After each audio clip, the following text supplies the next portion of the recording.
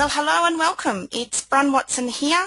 I'm a registered nurse, educator, mentor, coach and founder of Nurse Power. It's great to have you here on the call. Welcome to our free monthly online education series. And we're a small group here at Nurse Power of nurses building a community for nurses with the vision to create self-care and wellness from the inside out.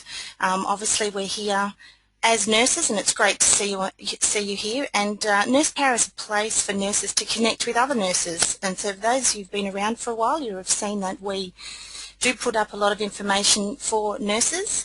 And it's all about learning to build strategies through our education systems and to be the best you can be doing what you love, which I hope is nursing. So this month we're looking at people challenges. It could be in the workplace, or it could be in your downtime, because the thing is, as many of you have heard me say before, it's in the perception that we attach to a situation that changes the outcome. And for those of us who have been in nursing for a while, we've had some great times. I'm sure many of you can relate to having some really cool times in nursing and some downright strange times. You know, when you think you've seen it all, and in comes that patient or that person and you think the goalposts have been moved again. It's pretty funny. But over recent months I've had many nurses send me emails and personal messages through Facebook, through our community on Facebook, with challenges that they're facing in the workplace, and generally it's related with people challenges. The broadcast is now starting. All attendees are in listen-only mode. Well, hello and welcome everybody. It's Bron Watson here. I'm a registered nurse, educator, mentor, coach and founder of Nurse Power. It's great to have you on the call, and I'm just going to check that we can see everything. For those of you who have not used an online training system before, on the right hand side you will see a little hand. So if I could get you to press on that hand just so that I know that you can hear me. Can you just press on your hand so that you can hear me? Okay, that's fantastic. Thank you.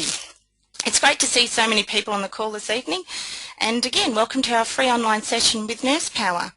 We are a small group of nurses here at Nurse Power, building a community for nurses with the vision to create self-care and wellness from the inside out.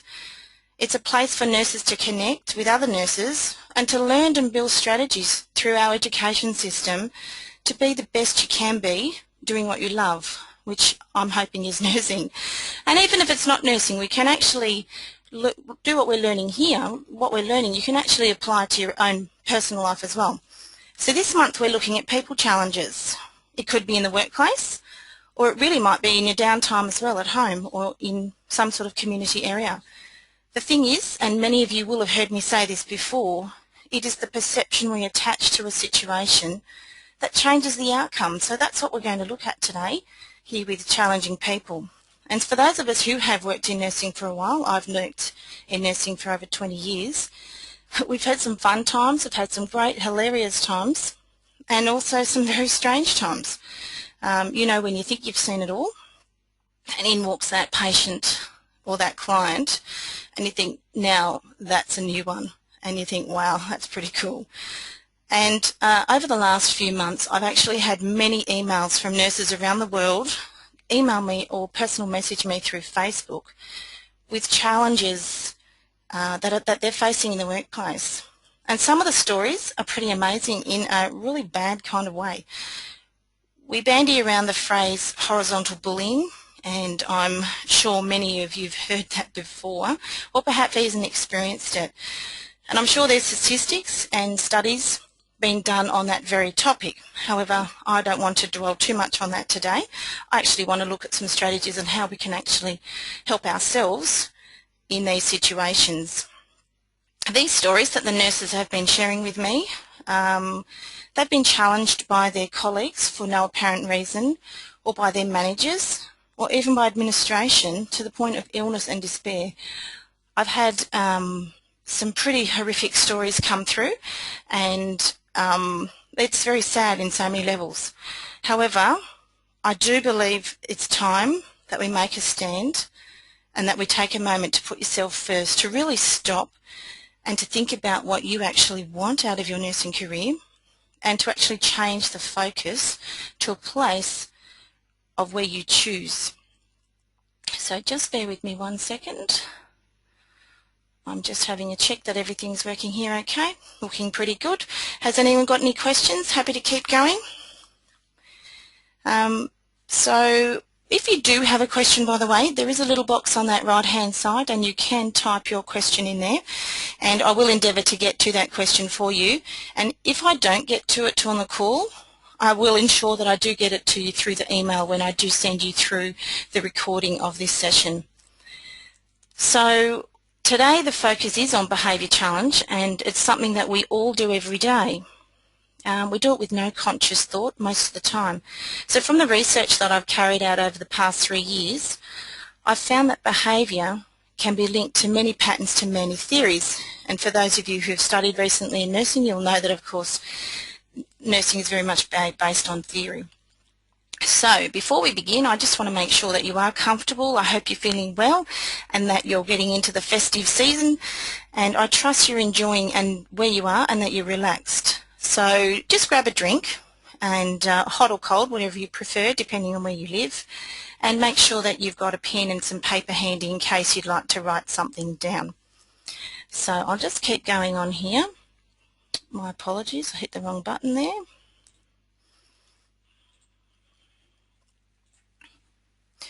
Okay, it has been said that in excess of 90% of your success in life, relationships and career come from your ability to effectively, accurately and efficiently enter another person's model of the world.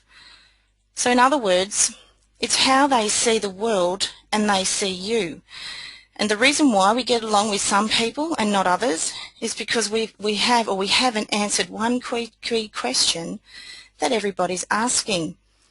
And that question is, does that person care about me as a person? And so here's the thing. Different people define care in different ways to you. And it took me a while to realise that not everybody understood what I believe to be passionate care or quality care for nursing. Other people had a different definition of that. So we noticed that the people who you are close to in your life, or at least the ones you get along with really well, you'll be able to answer that question really quickly. However, it's how you deal with the people that aren't so close, or the ones that we're new with, so perhaps our patients. So today I've just gone through the welcome. What we're going to have a quick look at is work engagement and employee engagement, because they're two different things. We're going to look at the history of the study of human behaviour patterns, so where all the information that I'm talking about today, where it's all come from. And we're going to go through each dimension of the DISC analysis. So this is just one of many ways we can actually examine behaviour. And it's a really, really simple way, and I'm sure it's something that you'll be able to take into your workplace very easily. So then we're going to look at how to enter another person's world and what to do when things go wrong. And then we'll just wrap it up at the end. So that's what we're going to cover in our session today. And the first thing, of course, is why on earth are we going to look at behaviour, or is it personality? What my focus on here today is actually on the behaviour. So within the workplace, we have a whole gamut of individuals who all are working to strive to get their job done. Different people react to a particular situation in many ways, and your reaction to the same situation determines your behaviour style. So the key here is that these styles depend largely on how each person approaches the situation, the challenge or the event. Obviously there is so much involved of even getting you to a particular situation at work, whether it be with colleagues or whether it be with a patient. There's so much before the history prior to. However, we actually want to look at the way in which you might have, for example, something like the way that you were when you were growing up. It could be life events that got you to that particular situation. It could be your level of education. It could have been where you trained. So what we're looking at today is just one of those many parts, and we'll be able to put it straight into your nursing practice. I'm sure you can. So the best part, of course, is that once you understand how all this works, you can apply it to those around you. And this is really empowering. I know this through myself because I have been through this process, and it's actually a lot of fun as well. So the system, as I said, discussing today is actually called eDisc, which originated from the DISC. It's a behaviour profiling system rather than a personality profiling system. There are the Myers-Briggs, there's quite a few out there that you can look at with personality. However, I'd like to focus on the behaviour because that takes away that personality segment part of it.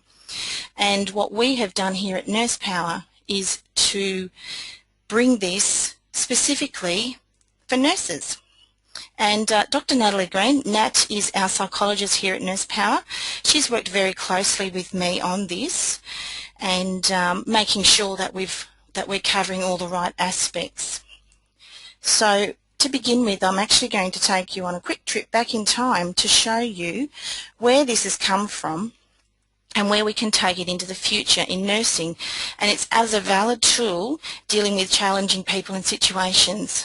So for those of you who are in management, you may have experienced some of this through leadership courses. However, I believe that this kind of knowledge and information and strategy can be used for any nurse at any level. So where did it come from? It actually came from the ancient Greeks. The way in which a person behaved was an integral part of their general health. So back in the ancient times, they believed that the body contained 4 fundamental liquids called humours, and they were based on the 4 elements of fire, air, water, and earth. When one of these humours became dominant over the others, it was thought to affect the person's mood and general approach. So those 4 were blood, yellow bile, phlegm, and black bile. Interesting, huh? Thankfully it's not based on that these days. So an excess of blood made a person sanguine, yellow bile related in someone in choleric, phlegm naturally produced a phlegmatic outlook, and black bile was associated with melancholia. So some of you who have done some of those personality behaviour or profiling systems, you may recall seeing those words such as sanguine, choleric, phlegmatic, and melancholy. So these theories, first set down in a systematic way by Hippocrates, remained in use until the Middle Ages. We now know, of course, that they have no basic medical background, of course. But what the Greeks had almost incidentally achieved was the first systematic method of describing individual types. So successful was their approach that even today, those words, humour meaning mood, which is ones I've just said, sanguine, choleric, phlegmatic and melancholy, are still really common and still really used in profiling. So during the 1920s, there was a Swiss psychologist by the name of Carl Gustav Jung who studied transpersonal psychology. And this is where Dr. Natalie Green came in. She made sure that I got all my facts straight here. He defined individual behaviour as belonging to one of 4 different types, and they were sensing, intuitive, feeling, and thinking. And the definitions of these types are rooted in Jung's lifelong work on the unconscious mind, and something which I won't delve into today. They are important though because they represent one of the first serious attempts to map the human psyche by a modern psychologist. And those assessment tools that were made back in the 1920s, so we're talking nearly 100 years ago, are still available today. And what he did was base the DISC has come from this. And so during that same time there was an American psychologist by the name of William Moulton Marston, and he developed a theory to explain people's emotional responses. Until that time, work of this kind had been mainly confined to the mentally ill or the criminally insane, and Marston wanted to extend these ideas to cover the behaviour of ordinary individuals. So in order to test his theories, Marston needed some way of measuring the behavioural styles he was trying to describe. His solution was to develop his own technique of 4 important factors, and these were dominance, influence, steadiness, and compliance. And that's where DISC has come from. So Marston published his findings in a book called The Emotions of Normal People, which included a brief description of the system he had developed. And so from these humble beginnings, the DISC system has grown to become one of probably the most widely used assessment tool in the world today. And some of you may have heard of it. However, as I said, we're putting a nursing twist to it and making it really relevant to those of us who are still in clinical practice or who are still nurses. So, DISC. What does it stand for? As I said earlier, D is for dominant, a direct or decisive type of behaviour. I is for influence, someone who's optimistic and outgoing in their behaviour. S is for stability, steady and sympathetic. And C is for compliant, conscientious and correct. So this is where what we're looking at today. We're going to pull this apart and then we're going to direct it into our nursing profession, and then we're going to look at ways to deal with these kinds of personality types, or dimensions is another way that they like to look at it, and come up with some practical solutions on dealing with these kind of behaviours in the workplace. And this is where the model of human behaviour that helps people understand why they do what they do comes from. And the one thing I do want to point out here though is that just remember that there is no dimension better or worse than another, because as we go through I'm sure you're going to relate to perhaps one or two more than another. The thing you need to understand is that you are going to be dominant, or you're going to have a higher percentage of one of the dimensions more so than the other, and that's quite okay. It's normal to be a high percentage of one or two, and they're the ones that are driving your type of behaviour. So as I go through, you will be able to recognise some of the behaviours in people you know, or even in yourself.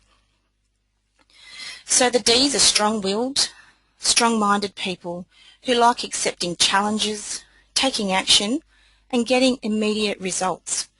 Do you know anyone like that? I'm wondering if you do. I certainly do.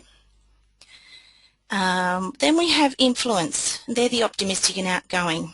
So they're the people who like participating on teams, they like sharing ideas and energising and entertaining others. And then the S's, they're helpful people who like working behind the scenes, performing in consistent and predictable ways, and are very good listeners. Just give me 2 seconds. I'm just checking something out there. Okay. And then the C's. They are sticklers for quality and they like planning ahead. They like employing systematic approaches, checking and rechecking for accuracy. So I'm wondering if you can already see whether you feel that you are one more than the other. The way these are tested is actually via a very simple 10-minute online test. However, that's not something that I was covering today. If anyone's interested, we can talk about that offline. So first of all, let's look at dominance. We usually start with the DISC order. So as I said, one is not more important than the other. We just simply start with D. So it's approximately 18% of the population. They usually speak fast and they're usually very visual. These are the strong-willed of our community, and the archetype for colour would be red. Sometimes this type of behaviour can be overbearing, can be seen as the authority figure. So a lot of managers can be Ds, obviously, because they're leaders, and they can also be the driver of change. A D can make a decision automatically if they have the right information, but only if they have the right information. A D is driven by facts and results, and they need to win. Have you ever worked with someone who you'll actually hear them say, I need to win? Or there's a competition and you know they're the ones who are going to strive to win just because they want to win. And usually they're driven by certainty. I've just noticed a spelling error there, my apologies, and with significance. And I just want to point out the little diagram I've got there. There's a picture of a team, And then the D, being the leader, is not within the team. They are directing that team. So just keep an eye on that, because each of the dimensions has a little different visual. So the influencer, the I's, there's approximately 29% of the population are I's. They're open, friendly and charismatic. They can be enthusiastic and social and trust very easily. So they'll trust and then realise that they may not have needed to have trust so soon. An I will love change and love variety. And they like to know the detail. They like to know who's there, who's involved. So whenever you think of the word party bus, the I's are on the bus. Now just one second, I've just got a question here. Yes, Dean, I can send you a copy at the end, probably tomorrow, or I'll get out a copy of the slides if you like, and also a recording. No problems at all. Okay, keeping on. Okay, the I is driven by being liked. Again, goes right hand in hand with the social side here. An I usually is a diplomat and a performer. Their opinions based on the heart and not on the facts. So they're making a decision based on what they feel, not necessarily on what the real situation is based on fact. And it's all about the journey, not the result. So for the I, they're not results driven. It's about how you'll get there. So I just want you to have a little look at the picture there. Notice that the I is at the centre. And then the team is all around the I, because the I would like to surround themselves with that social environment. Okay, stability. Approximately 45% of the population. The S's are the biggest proportion within our population. And these statistics, ladies and gentlemen, are actually worldwide when it comes to behaviour types. An S is usually a reserved person who loves the detail, who needs the detail actually. They're not a big picture thinker. So you'll have an I or a D who loves the big picture, who can create huge ideas, but an S is the person on actually getting that job done. So they do not like change or surprises. Remembering I'm speaking generally here, and this is where the percentages of a predominant dimension comes through. Okay, an S is a traditional and reliable. They love tradition, they love the past, they love history, and are firm believers of that, how important that is in our lives. An S will give only an opinion when they're asked a direct question. So an S is a person who is not one to get up in front of everyone and not one to speak out. An S is an evidence-based logistical person. Okay, just one second.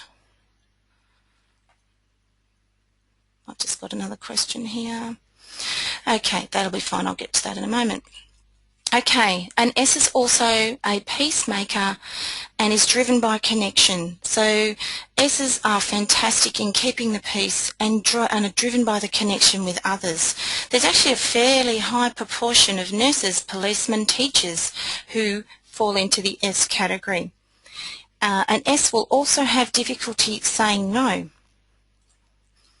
And an S also likes to keep everyone on the right course, following the agreed and logical steps. So with an S, you want to do something as agreed, which is pretty cool. Okay, compliance. So this is the fourth dimension that we're going to cover. And this is the least in the population, and it's approximately 8% of the population are C. So this person, the C, has behaviour that needs to be right and to do something right. They need to know why something is happening. However, they are extremely loyal. C's have an archetype of a technician and a follower. So for those who love information technology and computers, they would definitely have a relatively high level of C. A C will look for a leader to get it right. So if their leader does not get it right, you can imagine where the confusion comes through. A C also needs to know that you care and needs proof. A C is also reliable. And as with the S, they also have difficulty saying no. And they also like to keep everyone on the right course of action following the agreed and logical steps. And there must be systems and processes in place for a C to be able to really shine and do what they want. So as like an S, the C's are the ones to really get in and get the actual process and programs going. So what of course we want to do is we need to identify, we need to communicate and enter their world. So I know in times gone past we as individuals feel we need to get our point across. However, when you're looking at behaviour or behaviour profiles, if you're not speaking in a language that behaviour of the person you're dealing with, that will never take place. And that's why we have so much conflict and problems with personality, although we think it's personality. However, I believe a lot of it is behaviour. So let's start with the D, for those who want to win. How do we identify? So if you're working in a ward or in a unit or in education or in an aged care facility, it doesn't matter where you work, how would you identify someone who wants to win, or a D? They may appear to be in a hurry, so they might walk fast. They might be quite direct and say what they think. They might be blunt in the way that they say something and can actually appear aggressive. Not sure like you, but I've definitely had managers in times gone past who definitely fit into the mould of a D. And now I understand how to work around that, but at the time I actually found that quite confronting to have someone quite blunt and direct when that obviously is not my behaviour type. So how do we effectively communicate with someone who is a D? You actually need to be direct back. And for those of us who are not Ds, that is potentially an issue. However, that's where we're going to learn about reading our personality, our behaviour profiles, so that we can be able to communicate effectively. When you are dealing with someone who is a D, you must provide alternatives. And this is going to be a little funny point here, which I want to make sure that you understand. When I've written there, ensure that they win, I don't mean literally that they win the race. It's all about perception. So now that I've realised and learnt this information, I can remember having a conversation with someone once I've realised that they're a D, and I actually just said, yes, you're right. And it actually just stopped the aggressive behaviour because they had nowhere to go. And it was a very interesting thing to take place. So we also want to focus on the issues, remembering that a D wants a result. So we want to look at how do we get the results? We want to focus on the issues. So I've written there, just answer the questions, and that might not be as simple as you think, because you might notice in conversation that whether it be personal or business, people rarely actually answer your question. When you're asking a question, that person is already constructing their answer, and they might be too busy answering their own questions. So next time you're in a conversation, maybe have a look around and see how people answer your questions. So with a D, just answer the questions. So how do you enter their world? You actually need to be direct, provide alternatives, as I've said, ensure they win, and focus on the issues. So if you actually want to upset someone who wants to win, go into detail, because for those who want to win, just want to know about the results. Provide too much information, you'll see their frustration go through the roof. Why don't you try to control the situation and just see how that D reacts? They won't be very happy at all. You might talk too much, lose focus, or slow down. They're all ways to upset a D. So we've got to turn that around and provide the information that they need, which is to answer the question. We need to make sure that you do not take the issues personally when you're dealing with a D kind of behaviour or dimension. Okay, moving on to those who want to be liked. How do we identify, so you can answer these yourself, how would you identify someone who wants to be liked? I've already given you some of the information. First of all, they're usually very open and friendly. The eyes like to talk a lot. They're the chatterboxes. They're animated and they do not focus on the detail. However, they may ask the same question several times. And if you're a C, if you're a compliance type of behaviour, you're going to find that quite irritating because you're wondering why on earth are they asking the question again when they've already answered it, when you've already answered it for them. But the reason why is that's part of who they are in their behaviour. So how do we effectively communicate? We maintain a positive atmosphere and we allow that I to express themselves. We get involved in the process, remembering it's all about the journey. It's the party bus. It's getting involved in the process. And it's, of course, focusing on that bigger picture. And those who want to be liked, they love variety. So they're the ones who love the change, which, of course, if you're an S type of behaviour, that's opposite to you. So how do you enter the world of someone who wants to be liked? You want to be their friend and not ignore. So you want to give some recognition, and remembering you actually need to schedule time for chatting because they like to have that chat. They'll get things done, however, they like to chat. And the last thing there is to have fun. So those who want to be liked, the I type of archetype, they like to have the fun. So do all the others. But however, this is a key point to be able to identify so that you can communicate and enter that world. Alright, so looking at the S. These are those who like to be comfortable. So how do we identify someone who is an S? So again, thinking of your own work situation, there might be those who appear calm. They listen carefully. They're easygoing. And they're very thoughtful. So how do you communicate with someone who likes to be comfortable? You proceed in a logical order.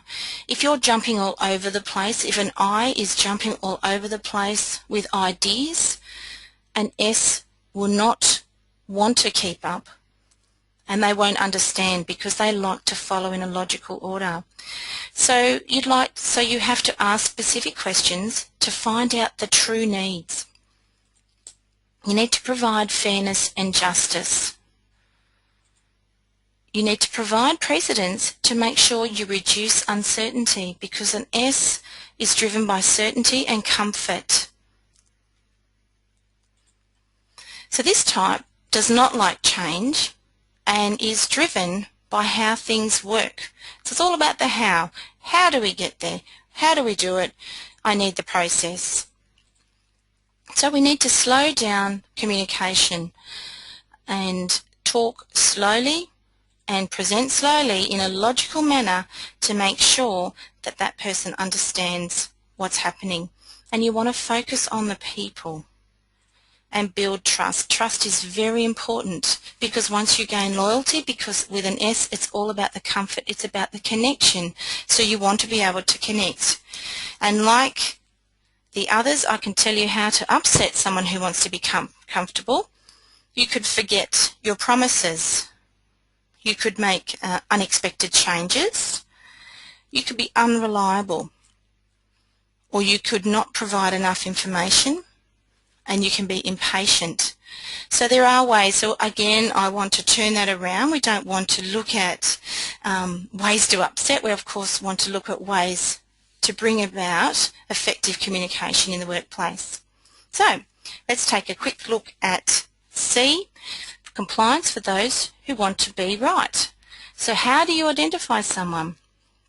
Notice in this picture here with the team, the C is sitting just on the border. On the S, the picture was there's the team, and the S as well and truly within the team. So back to those who want to be right. They appear reserved and somewhat kind. They're usually quiet, not always, and ask many questions because they're focusing on the details. They're focusing on wanting to get it right. And the best way to communicate with someone like this is to actually listen carefully and answer their questions calmly and carefully, and be very, very thorough when you answer that question. So you can imagine if you are a D dealing with someone who wants to get it right, you're obviously quite different in the way you approach situations. So you need to be quite aware of going into that person's world to be able to bring about effective communication. And you want to find out the key issues and to focus on them. So, by being right, I'm actually talking about precision and concision and explaining why, not about being I'm right and you're wrong. It's about the preciseness and the accuracy. Okay, so how to enter their world. You want to provide facts, and you do not want to touch this person. Generally, a C does not like to be touched. If that person would like to be touched, they will actually they will let you know that that is appropriate for them. And you must be patient and you must slow down. So you do not pressure someone who needs or has the want to be right. And as you could imagine, again, with an I or a D, this is very different from the way that they live in their world. So awareness is just critical to working these behaviour differences out. Okay, so what do you do when things go wrong? Because I can guarantee they do go wrong, and personality conflict, or behaviour conflict as I like to say, takes place. And I'm sure many of you can relate to this in the fact that there are challenges with different people at work. So what we've got here is that I'm talking about when the pressure goes on, when stress goes up and things get a bit tough. And obviously nowadays in the nursing profession, that's pretty much every day in a lot of places. Certainly in some of the places I've worked, yeah, some days you wonder how on earth you get to the car park in one piece at the end of the shift. So it's at times like this that an individual can either be resourceful in their response to a situation or unresourceful. And that's when the conflict comes out, is when you're having behaviour types in conflict because they're unresourceful in the way that they're managing themselves within that stressful situation. So first of all, we'll start again with the D, who likes to win. So let's say, for example, you're the unit manager, or your unit manager is a D. They have systems in place, they are efficient, and they're effective a lot of the time. When the pressure is on, your manager becomes critical, appears to look for mistakes, and is blunt if you're not up to the mark. So let's have a quick look here. Because they're not looking for friends, they're looking for results. And an unresourceful D can become quite ambivalent and angry and frustrated if things don't go with the results that they want. And at that time, they might walk over people to get the job done. And if you're an I or an S, you could imagine that that is very confronting, because obviously that is not the way that you would manage things, and it's very different. However, if you're aware that if that's a person you're dealing with, that your manager is a D, and you can actually strategize a way around that. So back to my little scenarios, what would you do? The first thing I want to point out is that it is not your problem. And remember that you are only responsible and accountable for yourself. So if you are performing at your optimum and you stay true to you, you can just answer, yes, you're right, like I said before. This does not mean that you're giving in. It means that you are aware of the identity of the person you're dealing with and that you're working in their world, and your results will speak for themselves. So it's when you do have someone who is a D and who is unresourceful, it can be quite unpleasant. However, you must understand that it actually is not your responsibility and it's not your problem. And at this time, a D will remain loyal as long as you are performing. And I can say I've had this happen to me where I had a sore back, nurse's back, surprise, surprise. And as long as I was performing, I was okay. But if my back played up, guess what? I was getting walked upon, and I was not looking for friends when I thought that the person that I was dealing with, I actually thought was a friend. So it was quite confronting. However, I now understand that that person was just getting the job done and they were looking for results, and I was interfering with the results. So I worked around that. Alrighty, so let's take a quick look at the I. Let's take a look at the I. So these are those who want to be liked. So let's look at the manager again. This time round, your manager is friendly, vivacious, outgoing, and has had a good laugh a lot of the time. The pressure builds up, there's staff shortages, the acuity goes through the roof with the heavy patients, or for whatever reason, things start to get pretty hairy. Then your manager appears to flounder and is very disorganised. And as you quietly say to your colleague, your manager's a good friend and a good colleague, but they're not a good leader because they're too busy being friends rather than getting the job done of leading. So again, we're going to say that it's based on, the opinion is based on the heart and not facts. And I've seen this happen. I have seen someone who was a high I in a management position, and this exact thing came past. So if you are a high I, you can actually work around this if you are aware of the shortcomings of if things get stressful, and strategy in place so that you don't actually go into that unresourceful state. So as I said, under pressure, an I will become disorganised and go into overwhelm. And an I may have difficulty meeting deadlines. In nursing, that's a pretty tough one because, of course, we are surrounded by deadlines constantly. And the biggest problem here, of course, is the I's cannot stand social rejection, and that's their biggest fear. So let's keep going. Oh, sorry, there's one more. An I can appear not reliable when they're in an unresourceful state because they're not actually following through on the promises or on the things that they've actually said that they would do. And you can actually see how that comes about if you've got someone who's becoming disorganised. So let's go to the S, the S nurse. The archetype of the S is actually a mother, a father, or a caring kind of person as the archetype. And there actually is quite a lot of S's in nursing, and that's fantastic.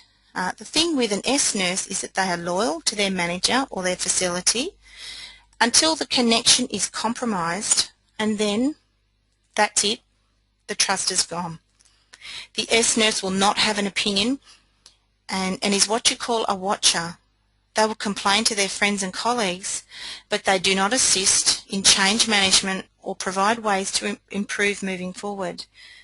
This type is one for the rules and regulations and does not take kindly to anyone moving away from what they believe to be the correct course of action.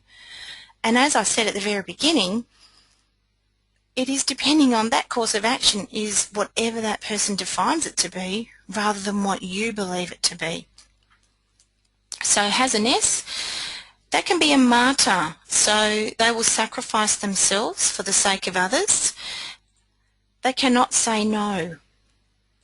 And under pressure, they have problems with overwhelm and not taking action. So not actually getting out of the situation that they're in. And of course, to be a martyr, you do put everybody else first. So that's what we have there. So the C, compliance. The C nurse can be very unforgiving and remembers situations and events from the past and brings them into the current situation. The need to be right can interfere with progress and has great difficulty making decisions. The C will rather not make a decision in case it's the wrong one because they need to be right. Therefore, the C nurse tends to focus on the negative due to the very slow decision-making processes within themselves, and of course they miss out on opportunity because obviously there are times when you do need to make a decision. So the C, under pressure, actually becomes critically globally, and what I'm saying there is that the critical goes beyond just the situation. It goes into life, it goes into the environment, it goes into their home life. They may lack social and emotional intelligence. They may have a glass half empty outlook, and they like rules. And at times a C, when things can go wrong, become very inflexible and of course have a memory like an elephant. And when you've paid your dues on something that's happened in the past, we need to leave it in the past. We don't want to have to keep paying our dues for something that happened a while back. Okay, so before I keep going on, so that's the 4 dimensions of the eDisc behaviour analysis tool. Obviously you can see there is so much to learn in this area. I've done training in this and I have spent days and days just on those 4 dimensions, and it's really exciting. However, there is so much detail. I have been researching and studying this type of education for 3 years, as I've said, and really I've barely touched the surface. We do cover more on the eDisc analysis in one of our programs, however that's something for another day. And really I just want to make sure that you understand that by learning to look at yourself, you can actually see, by being aware, you can actually see the behaviour in others or in your colleagues, in your patients, in your management and your significant others. So really just being aware of what's going on and to understand things is really important. As I said, now that I have done this study a few years ago, I can now see how I can bring this in. So even if you go to the shop and when you're dealing with someone from behind the counter, you'll be able to pick up really quickly, if you're aware, to have a look at what you feel that person may have in terms of behaviour. What is their behaviour telling you? So it is based on fact in terms of what you see, but again, of course, there's that perception twist on it. So I just want to let you know that because of the responses I've had over the past few months in relation to self-care and wellness, I'm actually thinking about holding an online workshop for you guys, and just to see if you're interested in finding out what type of behaviour profile that you are on DISC. And so what I'm actually doing is, if anyone actually wants to have a chat with me about DISC or about any challenges in nursing, because as I said, there's a lot of emails coming through and I'm more than happy, and then you can hear the I coming out of me, can't you, to have a chat and to talk through some of those things and to provide you with information or put you in the right direction to help you with these problems that are going on in nursing. In previous months' free education that I've provided, you will have heard about the statistics about the 5 big problems that nurses are facing at the moment, and it's not just within Australia, it is worldwide. And a lot of the research focuses on how we're feeling or what we're doing or the job dissatisfaction. We're all about actually doing something about it. So that's where I'm more than happy to have a talk with you. So if you'd like to, just grab a pen and take down my email address in front of you and just put in the heading so that I know I can sort out what's coming through. Just put in more information, but just make sure you provide your name, your email and your phone number so that I'll know. Sorry, I'll just go back. So that I'll know that you're interested in having a chat and just seeing what's happening. So also, if you do want to have a chat and email me, can I get you to also put through what's your biggest challenge you're experiencing at work at the moment, because I would like to support and help you with that problem as well. So if you could let me know that before you email, that'd be fantastic, because Nurse Power is all about providing support, and I'd love to have a chat with my Nurse Power community as we go through. Most people, unfortunately, think that they are communicating the way that they like to be communicated to, that they are getting their message across. I touched on this a few minutes ago. However, ultimately, the meaning of any communication can only mean the response that it gets. So if you're communicating in such a way and you are getting a response, have a think about the way that you're actually communicating. Because if you aren't covering enough facts, you will turn away the types who want to win and the type who want to be right. If you are not playful, fun to be with, and don't like to be touched, you will turn away those who want to be liked. Finally, if you're not taking your time and not breaking everything down step by step, supported by how you do that, you will turn away the type who want to be comfortable. So you can see, and I trust that I have created some awareness here for you, that it's really important to know how you yourself, your behaviour profile, and how that is actually put onto somebody, or what they see when they look at you or talk to you. So thank you very much for coming along to our December free online session. There will be a session in January, but I think I will put it towards the end of January so that we can all have a much needed break. I trust you will be getting holidays at this time of the year.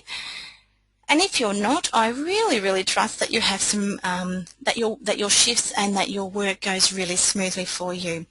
I trust you've learnt something new in identifying behaviour, what to look out for, and most importantly, ways to enter into another person's world, and to be open enough to think that you need to go to their world, not them come to your world. Because if we all thought that, it would be a very sad place. So by effectively and efficiently using the strategies I've talked about, you will be able to make a difference in the workplace. No, it's not going to fix everything overnight. However, we have to start somewhere. So I really encourage you to be true to you, and that if you do want to have a chat with me, I'd love to hook up at some stage at a time to suit with your shift work. If you, when you do send me through an email, if you are doing shifts, just give me the heads up when you're working, because I've done night duty and there's nothing worse than someone ringing you at 11 o'clock in the morning. So I totally appreciate that. So I'd just like to wish you all a very safe and peaceful and enjoyable festive season, and that you take care and that you look after yourselves, and we look after ourselves as nurses, and have a lovely Christmas. And I'm signing off now, so have a great time. I will record this. It's already been recorded for you. I will either get it out tomorrow or on Saturday, just depending on how long it downloads. So thanks again for coming on the call. Great to see you, so many of you here, and I'll be in touch. Bye for now.